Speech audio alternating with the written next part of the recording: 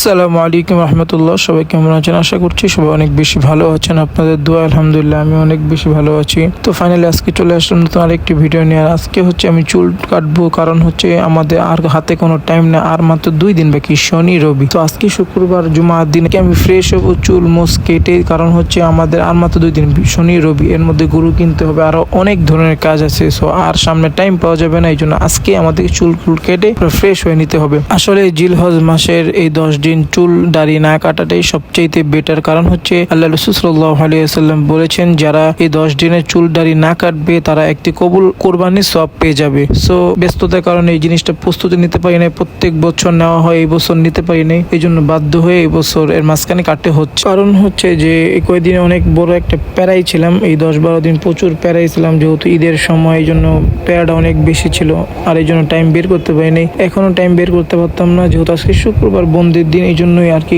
মূলত একটু টাইম পেয়েছি জুমার আগে। তো ভাবলাম চুল কেটে পরিষ্কার হয়ে যায় একবারই। তো ফাইনালি চুল কাটার জন্য বের হয়ে গেলাম এন্ড চলে আসলাম আমার পরিচিত এই সেলুনটা। এই সেলুন থেকে আমি সবসময় সার্ভিস নেই। তো এসে দেখি প্রচুর পরিমাণ ভিড়, মানুষের চুল কাটার ব্যস্ততা। তো বসে বসে একটু ওয়েট করতেছিলাম, বললো ভাই একটু ওয়েট করেন। তো ওয়েট করতেছি, ভিডিওটাও নিয়ে নিলাম। যেহেতু লং টাইম ধরে ভিডিও করতে পারছি না, তো ভাবলাম একটা ভয়েস ওভার ভিডিও করেই ফেলি। অনেক অপেক্ষার পর আমার সেল চলে আসলো, আর আমার চুল কাটার জন্য প্রস্তুতি শুরু হয়ে গেল। এন্ড এই ভাই হচ্ছে সবসময় চুল কেটে কিভাবে কাটতে হয় সবকিছু জানে। আগের একটা ভিডিওতে আপনাদের এই সেলুন সম্পর্কে বলেছিলাম, কারণ এই সেলুনটা হচ্ছে, আর এটার মধ্যে হচ্ছে আমি ছোটকাল থেকে একদম যখন আমাদেরকে চেয়ারে থেকে কাটে বসায়া তারপর চুল কাটতে হয়, ওই সময় থেকে আমি এই সেলুনটার মধ্যে এদের কাছে চুল কাটতাম। তো এখন একটু আপডেট হয়েছে, সুন্দর করেছে বিদায় একটু সুন্দর লাগতেছে। আগে এরকম ডেকোরেশন ছিল না, এখন ডেকোরেশন আর সুন্দর করেছে বিদায় সেলুনটা দেখতেও হ্যাপি লাগতেছে। তো তারপরে যে চুল কাটলাম, মুছ কাটলাম, একটু নর্মাল ফেসিয়ালও করে ফেললাম।